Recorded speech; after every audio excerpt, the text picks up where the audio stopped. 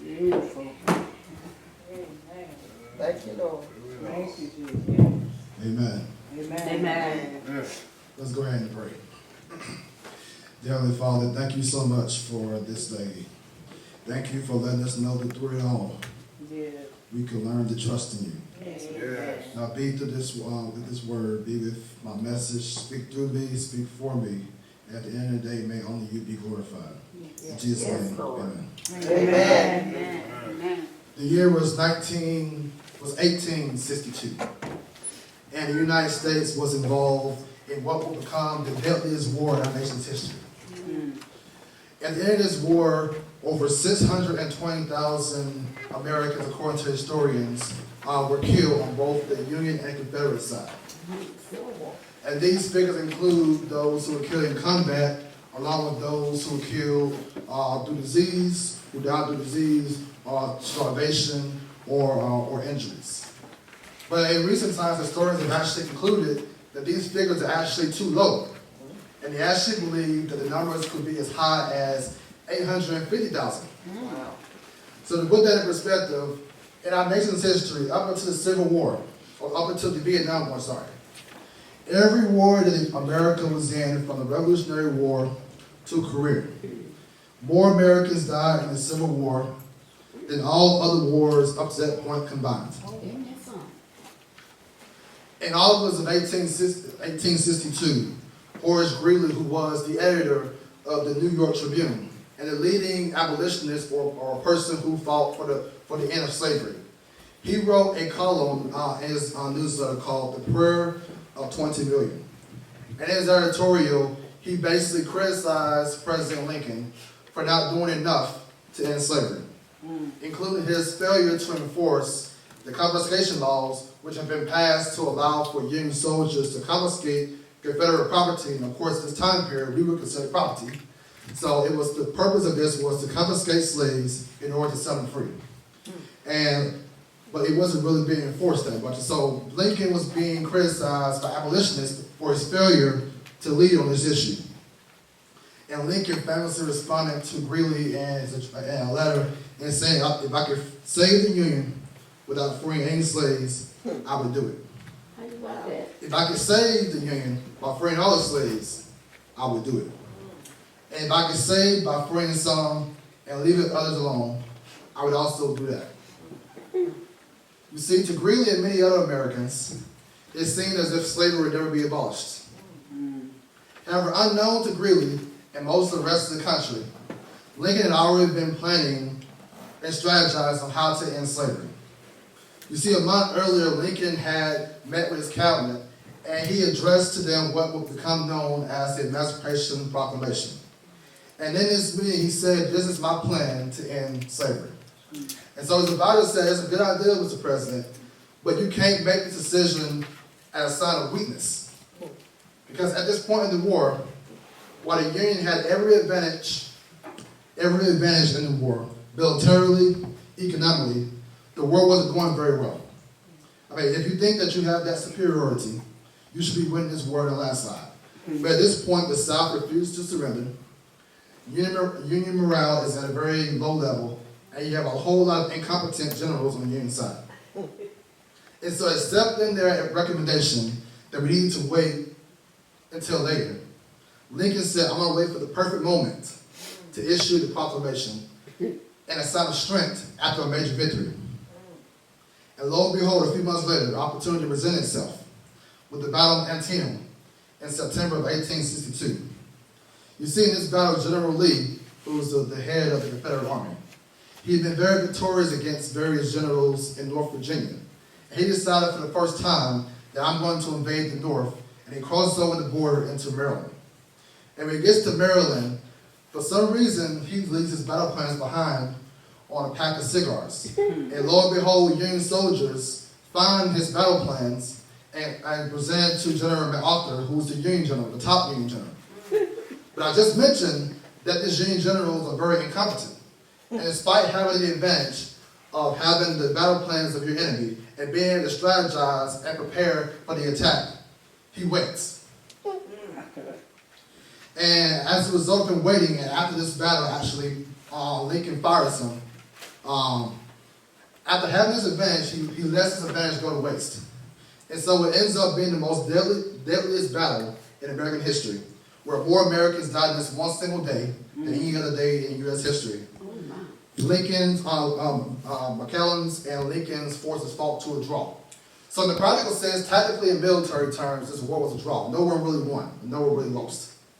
But in the practical sense, because Lincoln had invaded the North and he withdrew, the Unions took this as a sign that we won. If you get your enemy to withdraw, to you that seems like a victory. Yeah.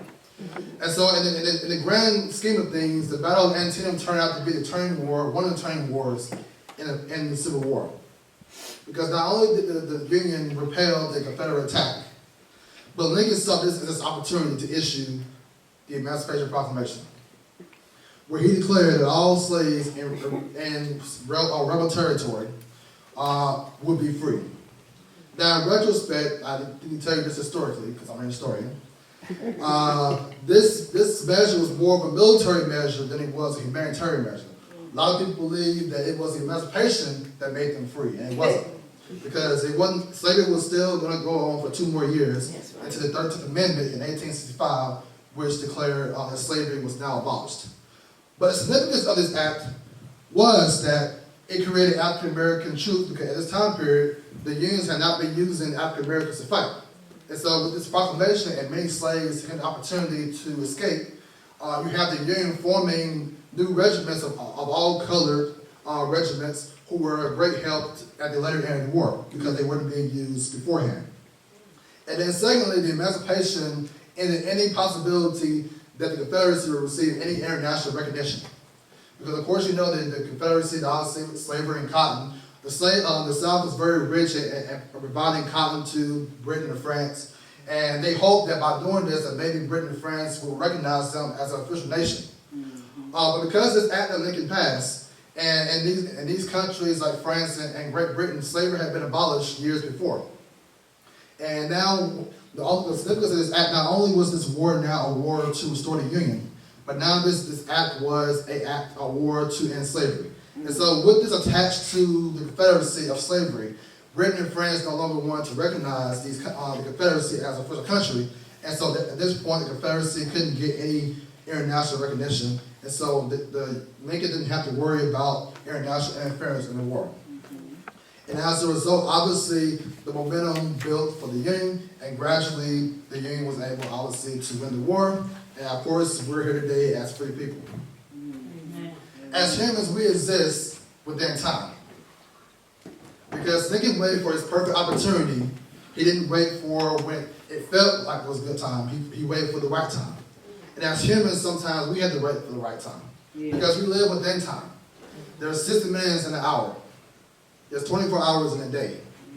There's 365 days and occasionally 366 days in a year. The average person lives to be 78 years old in the United States. There are 39 different time zones that are used throughout the world.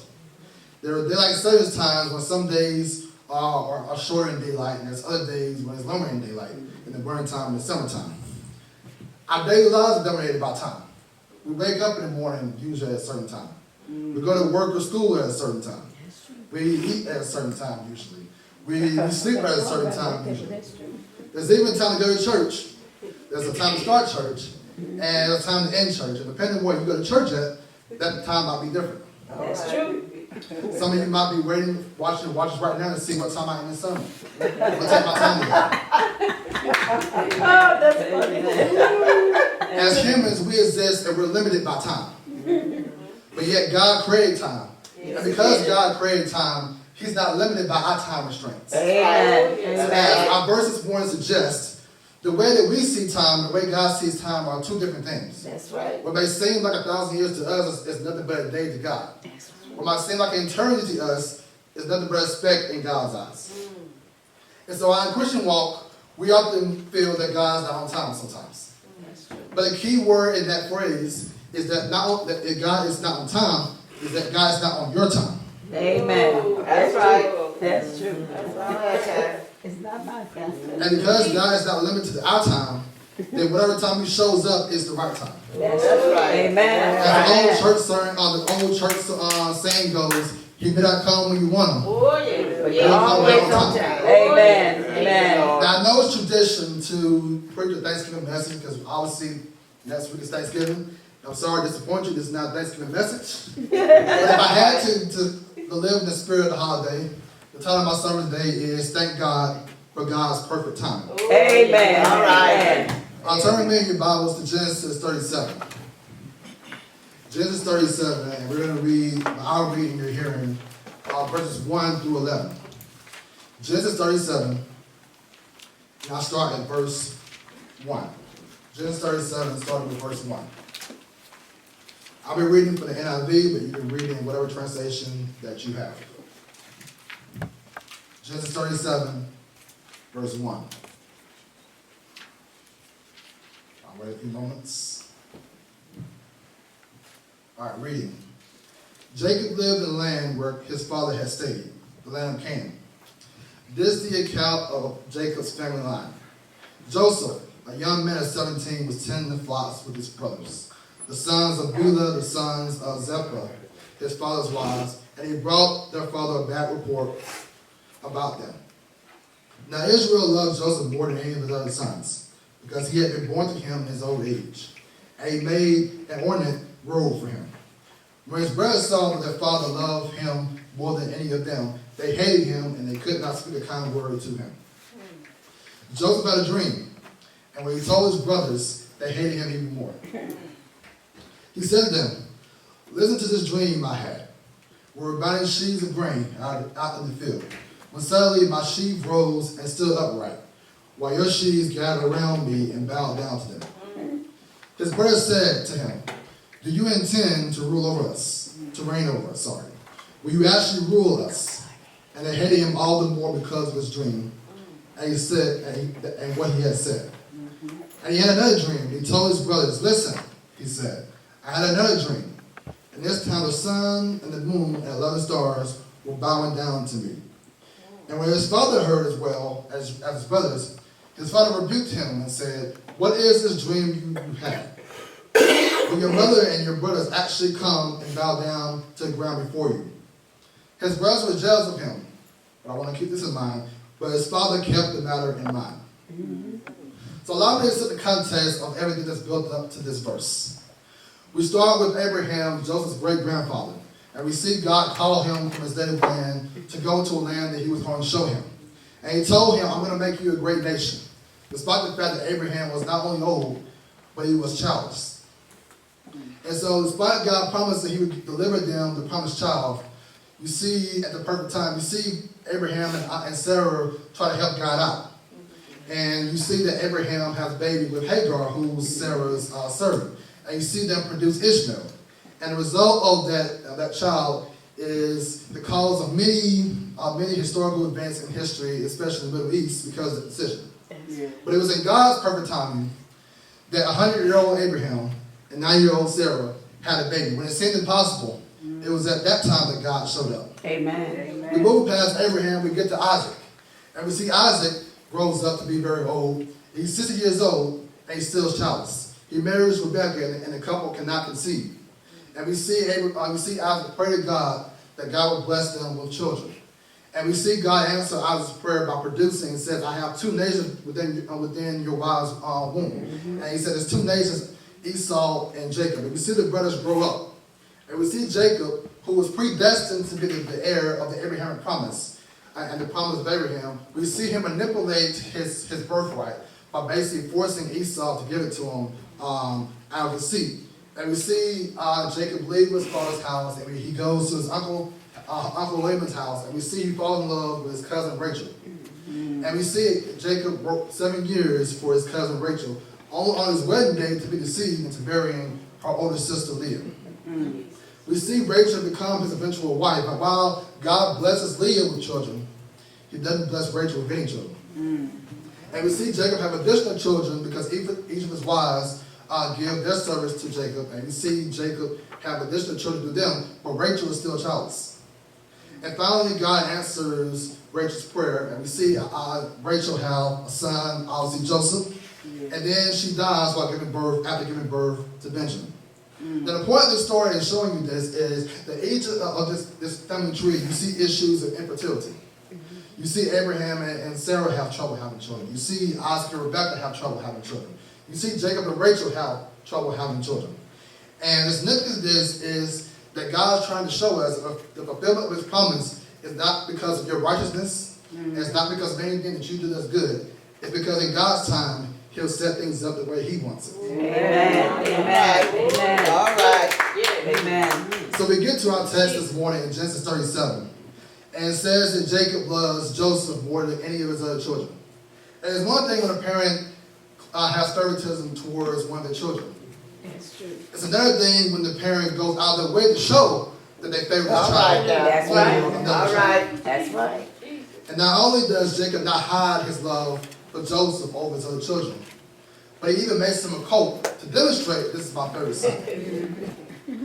And the combination of Joseph telling on his brother's bad behavior to Jacob, along with this coat and the openness that Jacob shows to his son, makes his brothers hate him even more. Yep. However, it was Joseph's dreams that really set him off. Because in each of Joseph's dreams, he dreams that he is the object of reverence and honor. And that it didn't take a rocket scientist to figure out who he was talking about in his dreams. And that the brothers believe, and Jacob believes, the dream is about them bowing down to him. Like, what kind of man is this you dream about all of us bowing down to you? And we see his brothers hate him even more. And we see even Jacob rebukes him at this point, saying that you're thinking too big about yourself. But in the back of Jacob's mind, he remembers, and he keeps this in the back of his mind for years later. Now, in breaking down the significance of dreams in the Bible, I did my research. And there are 21 recorded dreams that are recorded in the Bible. Of these 21 dreams that are in the Bible, 10 of them are in the book of Genesis. And then of the 10 in the book of Genesis, 6 of them are contained within the story of Joseph in some capacity. Whether it's Joseph's 2 dreams that he had, the dreams of the baker and the cupbearer, and then Pharaoh's 2 dreams. So 6 dreams in this story alone. That over a quarter of the dreams in the Bible are in Joseph's story alone. And we see that God communicates through dreams in various ways. There's 2 ways that God communicates to people in the Bible through dreams. Sometimes God's dreams are literal, where God will give you a dream and it's very direct, and he reveals the specific instructions or interpretation to you in the dream. For example, in the New Testament, we see Joseph, the father of Jesus, the earthly father of Jesus, have a dream while he sleeps that tells him to escape to Egypt to escape the wrath of Herod. So you see God give Joseph a direct dream that tells him to flee. It's very specific. It tells him what to do and how to do it. However, there's other dreams that God gives that are symbolic. And these dreams, such as Joseph's dreams of the grain stalks and the elements of the atmosphere, these dreams are symbolic. They need to be revealed by interpreting. For example, in the book of Daniel, you see Nebuchadnezzar has a dream, has various dreams, and you see that God allows Daniel to interpret the dreams for Nebuchadnezzar. So in this scenario, these dreams are unclear, and you need someone to interpret the dream for you. Now, whether Joseph realized that at this point or not, God had called him at age 17 to a higher purpose. But his purpose would not be revealed to him immediately, but the purpose would be gradually revealed to him in God's perfect time. So in studying Joseph's story, I want to propose 3 lessons that we can learn about God's perfect timing, and I'll be out of your way. The first lesson is that God's timing often feels inconvenient. All right. I'll say it again. God's timing sometimes can seem inconvenient. Now this might seem like an unorthodox or even a horrendous statement to make in church. But if you're really honest with yourself, sometimes God shows up at a weird time in your life. Don't believe me? Ask Moses. Moses had been born a Hebrew but grew up in Egyptian society. And he had lived his life as an Egyptian. And then he saw his fellow Hebrews being abused by the Egyptians, and he kills one of them and flees for his life to Midian. And at this point, Moses felt that God couldn't use him anymore. He went to be a shepherd, and he felt that there was no use for God to use him. And at this point in his life, 80 years old, God calls him. All right. To go back to where he was born and where he was raised, and to free his people God's people from Egyptian slavery. Amen. It was at that point in his life when he felt that he couldn't do it that God called him. Ask Mary and Joseph if God's time is inconvenient.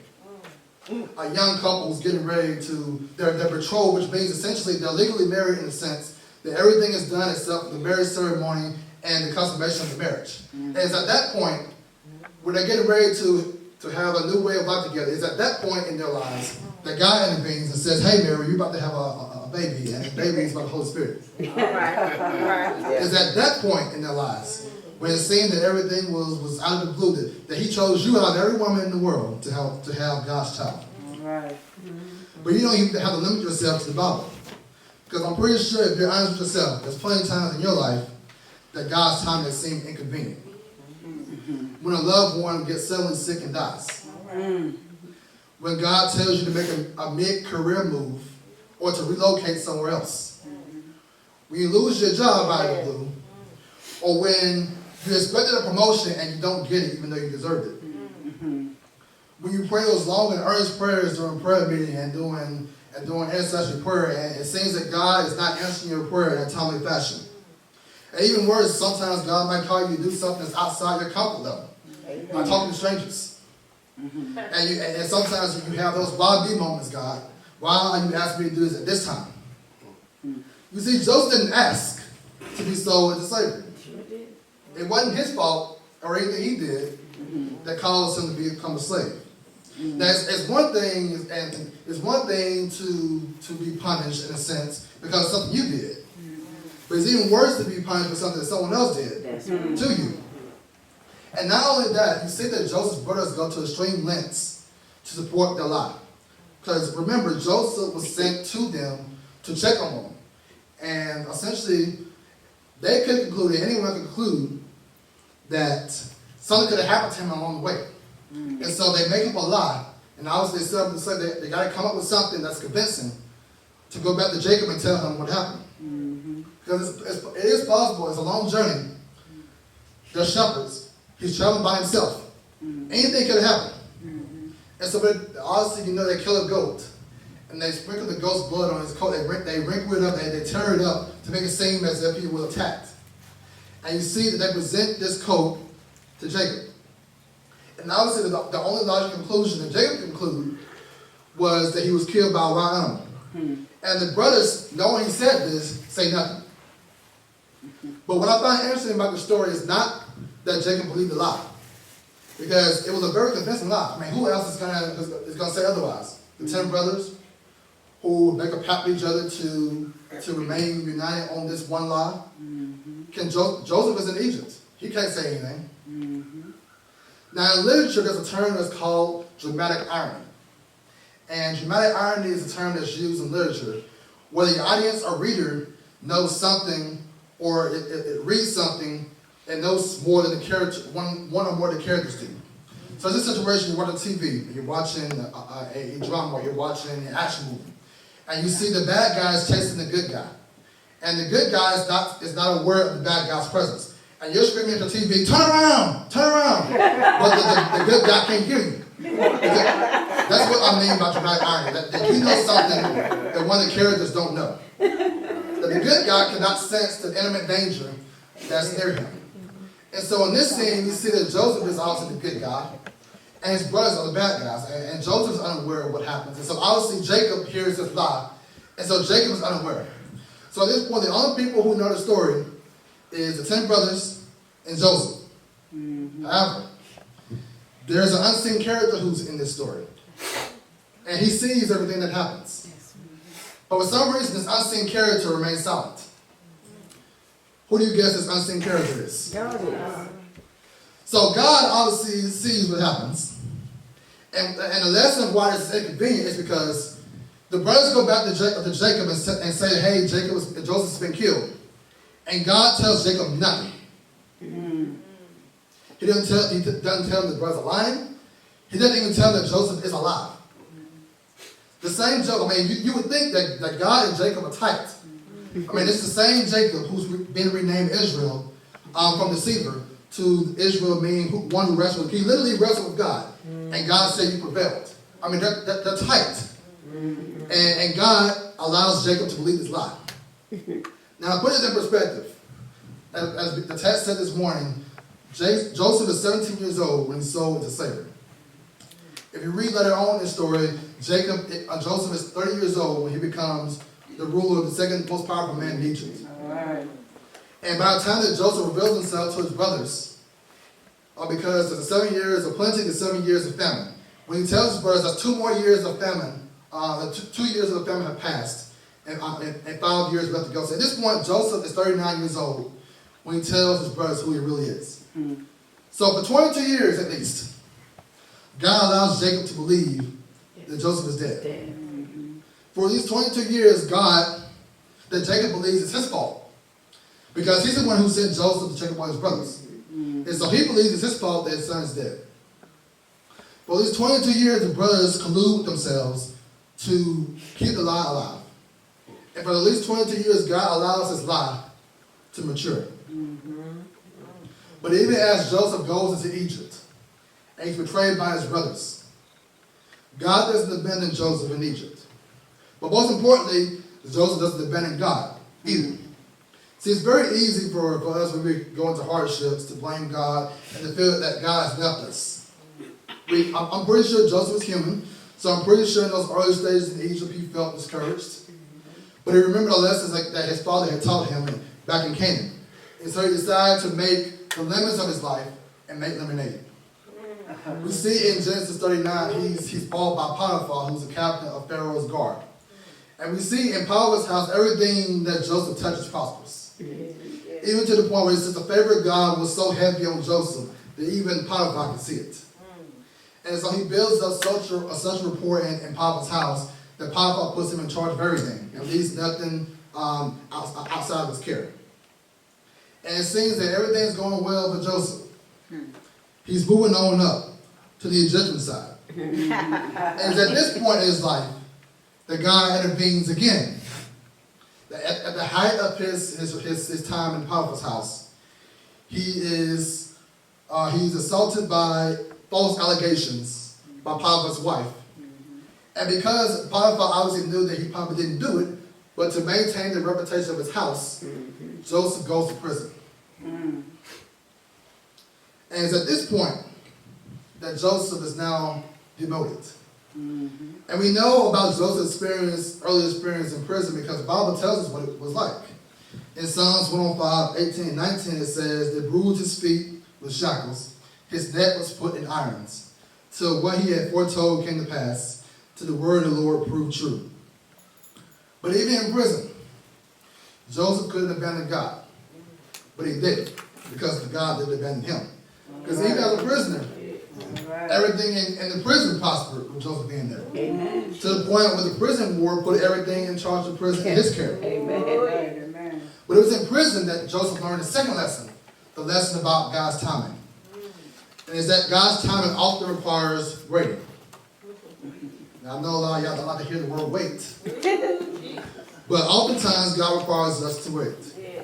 We see in Genesis 40 that he goes to prison, and essentially, you see the butler and the cupbearer Pharaoh offend him in such a way that essentially they are sent to prison with Joseph.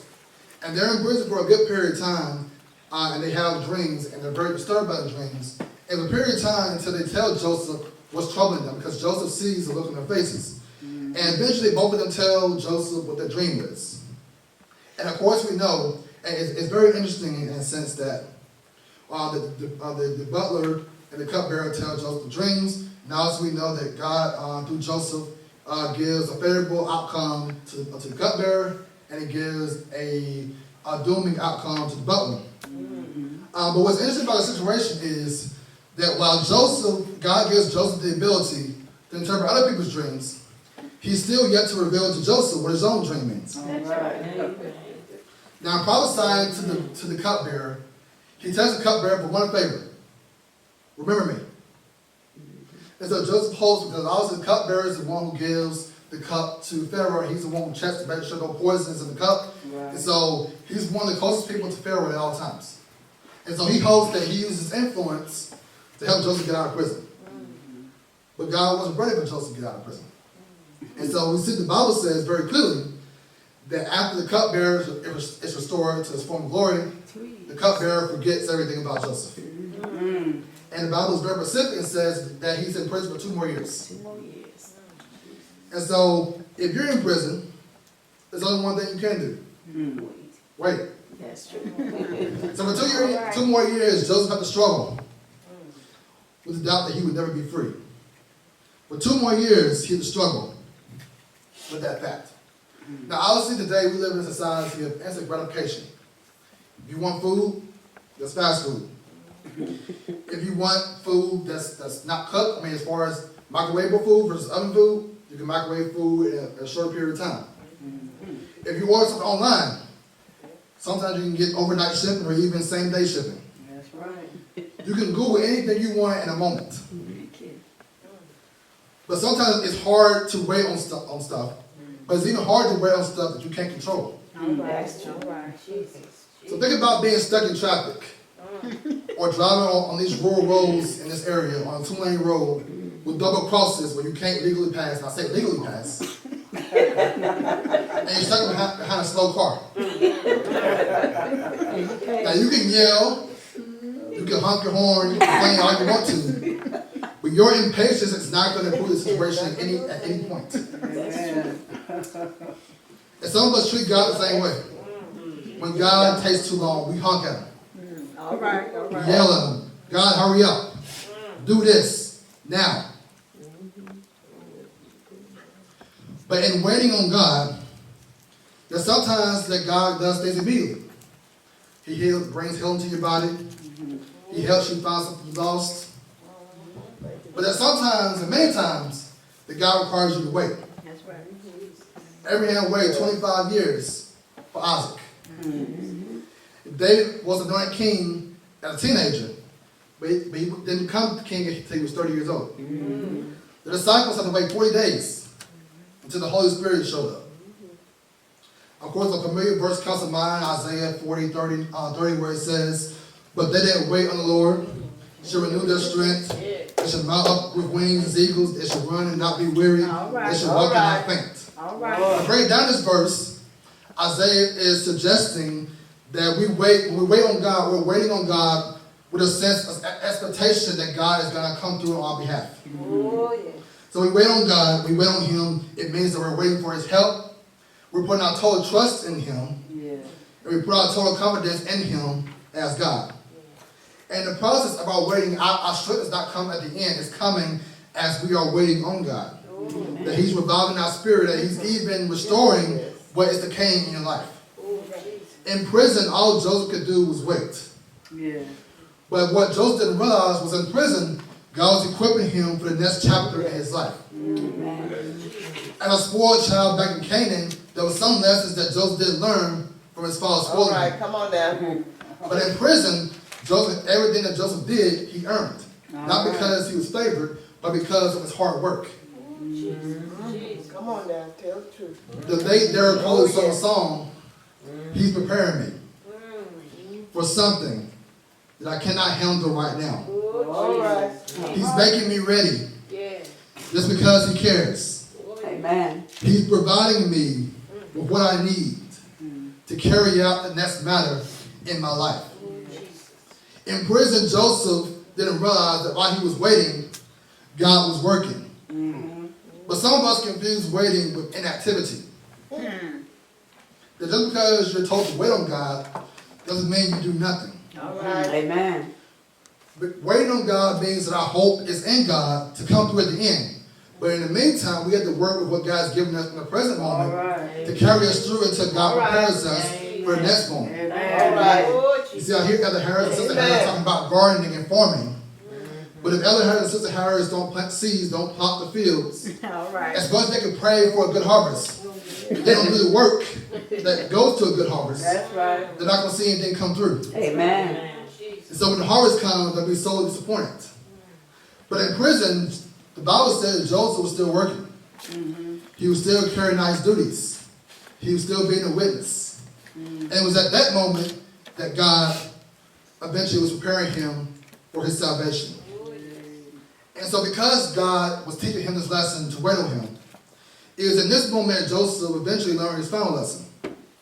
that even when God's timing seems inconvenient, that even when God's time requires us to wait, at the end of the day, we'll come to the conclusion that God's timing is always perfect. Oh, yes. Amen. Amen. In Genesis 41, the Bible says that 2 years have passed, and the cupbearer forgot about Joseph. And then Pharaoh had a dream. And Pharaoh saw all of his astrologers and his magic men, his psychics, and everyone who claimed to be a wisest man in Egypt. But no one in Egypt could give him an answer. It was at that moment, the Bible says, the cupbearer remembered. Not when Joseph wanted him to remember, but when God wanted him to remember. Amen. Because 2 years ago, Joseph was a nobody. 2 years ago, he was an ordinary prisoner. 2 years ago, he was an ordinary Hebrew. But today, Joseph was a dream interpreter. Amen. 2 years ago, Pharaoh couldn't find anyone in the world to help. But now Joseph was the only person in the world who could help. It's also another story that Pharaoh tells Joseph his dreams. And we see that Joseph gives the interpretation of Pharaoh's dreams. And he concludes, obviously, that there's going to be, he's predicting the next 14 years of Egypt history. There'll be 7 years of plenty, followed by 7 years of famine. And Joseph not only interprets the dream for Pharaoh, but he even gives him the solution to how to solve the upcoming crisis. And obviously, Joseph tells Pharaoh to prepare during the 7 years of plenty for the 7 years of famine. And now, as a result of Joseph's wisdom, we see Pharaoh appoint Joseph to be second in command of Egypt. And so everything that Joseph had gone through up to this point had set him up for this moment. Amen. That God had set Joseph up for a time like this, to save not only himself and his family, but the entire world. But it happened on God's time, not Joseph's. But here's the significance of God's perfect timing. Because of the dream that Joseph had, that I just mentioned, we already knew that Joseph was destined for great things. But Joseph is still unclear of the meaning. As I said earlier, dreams come in two forms, literal and symbolic. And since Joseph's case is latter, either Joseph nor the readers at this point know how his dreams are going to be fulfilled. And right after this, he's betrayed by his brothers. Ponder this for a moment. Perhaps it wasn't God's original plan for Joseph to be taken to Egypt in that way. Because remember, it was the actions of his brothers that sent him to Egypt, not God preparing the way for him to go to Egypt. Joseph didn't ask to be taken forcibly. He was taken out of his own brothers' evil acts. But because God is perfect, and because his thoughts are above our thoughts, and his ways above our ways, God's plan cannot be interrupted by human error. You want proof that God's plan is not interrupted by anything we do? All of us are still here today. All right. Think about this for a second. If God's plan depends solely on our obedience and our faithfulness to him, none of us would exist today. That's right. Because you do remember in Genesis 1 that God created the heavens and the earth and he made everything perfect. And it was us who messed up. But because, even though we messed up, God had already planned for our mess up. And he already planned for Jesus to come. If this happens, this is not going to throw my entire plan off whack. And because we messed up, God still had a plan of restitution, and he sent Jesus to die for us. And so God's plan is not dependent on our obedience, because God can recalculate his plans because of human errors. And so whether or not Joseph being sold to Egypt by his brothers was part of God's original plan, Joseph was always destined to be elevated. And think about this. We know that he was supposed to be elevated. And obviously he was elevated in Potiphar's house. But Potiphar could only take him so far. In Potiphar's house, he was still a slave. There was only so high a ceiling that Joseph could go in Potiphar's house.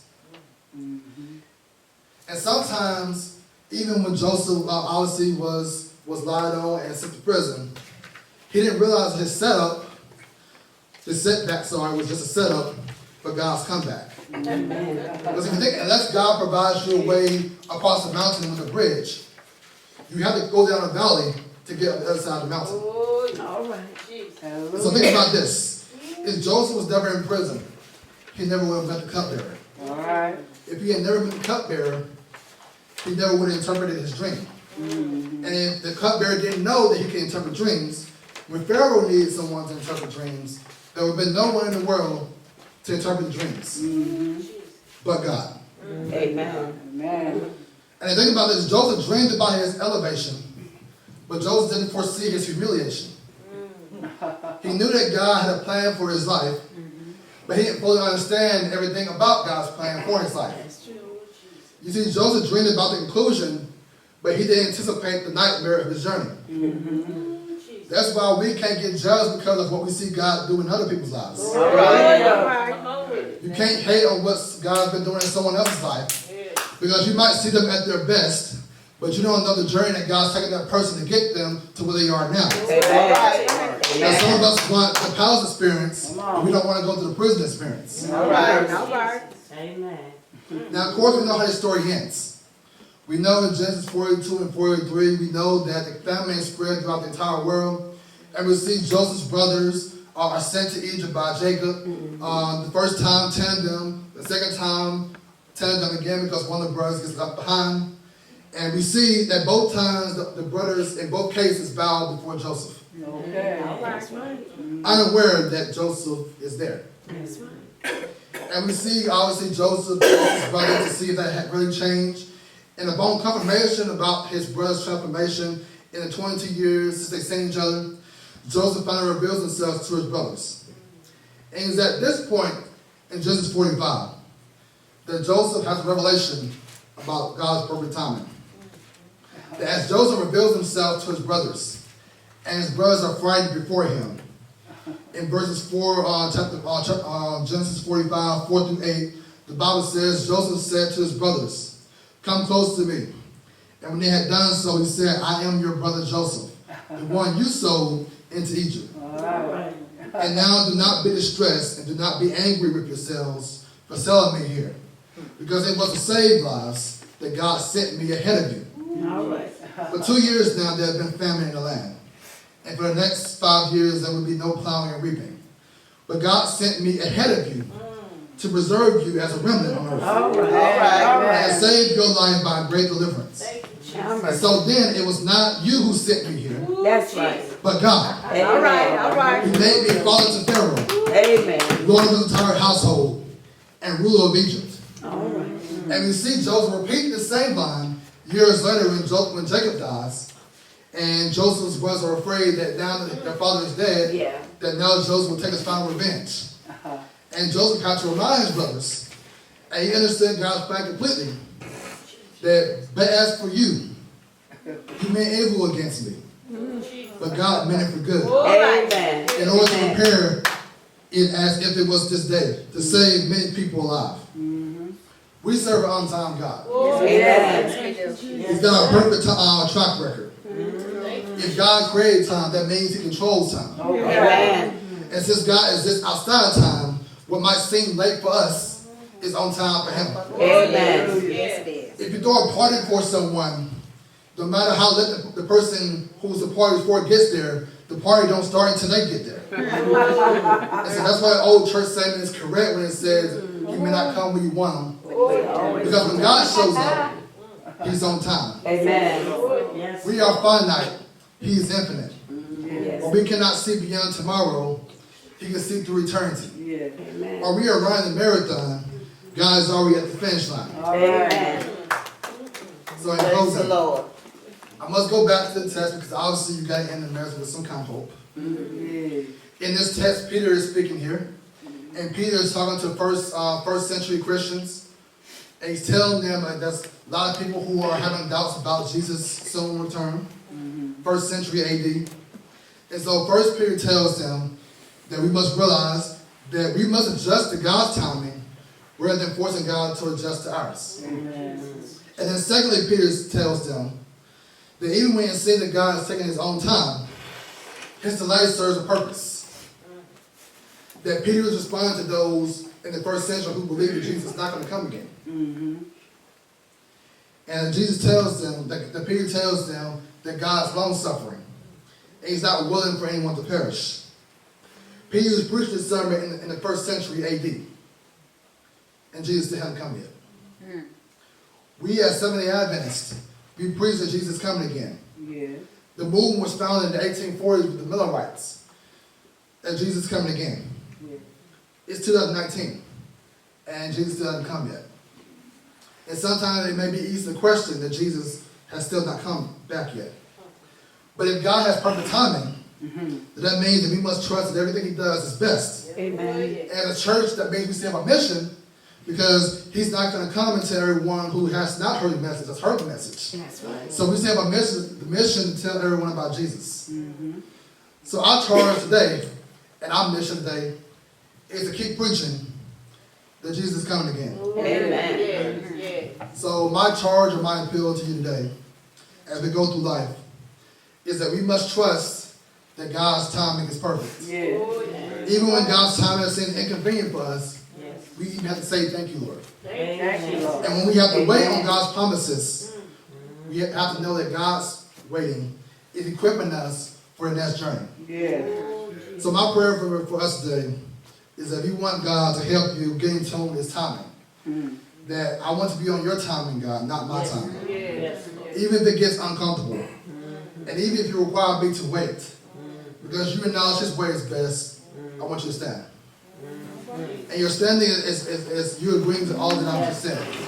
That God, I accept your timing. And I know your way is best. And help me to get on your time schedule and not force you to perform to my time schedule. Amen. Let's pray. Heavenly Father, thank you for your timing. Yes, Lord. Thank you that when it seems that you're late, you're always on time. And everything we've ever needed, you've always provided us. Great is your faithfulness. Yes, Lord. Help us to believe in your timing. Help us to get on your time zone, get in your time method. Help us not only to know about your time method, but tell others about your time methods. And to encourage them that even when it seems that God is taking his time, he's got something special cooking up for us. And ultimately help us to be ready, because obviously you preach that you're coming again. So help us to never waver in that belief that you're coming again. Help us to be ready for your soon return. In Jesus' name, amen. Amen.